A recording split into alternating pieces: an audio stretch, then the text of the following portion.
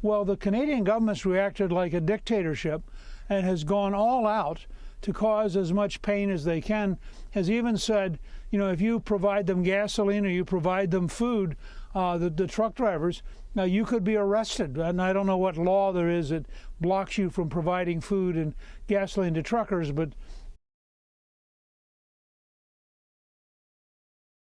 I'm Matt Wolfson. I'm a criminal defense lawyer at David Amber's law office here in downtown Ottawa, the site of the 2022 Freedom Convoy, the trucker protest in which numerous protesters and truckers have dug their heels in to the Ottawa downtown core for over a week and a half now. They don't want to leave. The Ottawa Police Service is now going to try and make them leave. And how are they going to do that? The latest enforcement mechanism, as I understand, is to arrest people for bringing provisions to the truckers, namely fuel, which the truckers are going to need to keep warm in the cabs of their vehicles, as in February in Ottawa it can get very cold.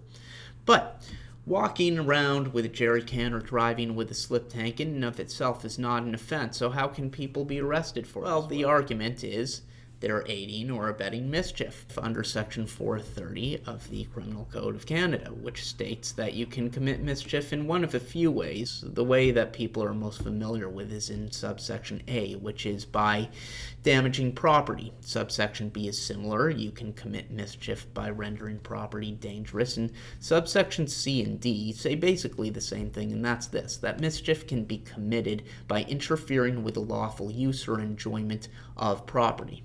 And that can apply to private property or public property. So, for example, a trucker could be interfering with the lawful enjoyment of property, a condo, by leaning on his or her horn in the hours of the night, interfering with the enjoyment of the private property. But in the case of public property, how about a street? The argument would be that if a truck is parked across 1, 2, 3 lanes of traffic, thereby making it impassable, the trucker is willfully or recklessly interfering with the lawful enjoyment of that piece of public property, a road. But what does this have to do with walking around with a jerry can or driving with a slip tank? Well, Section 21 of the Criminal Code says that you can commit an offense in one of 3 ways. One is by actually committing it, but 2 is by aiding or helping, and 3 is by abetting or encouraging the principal offender.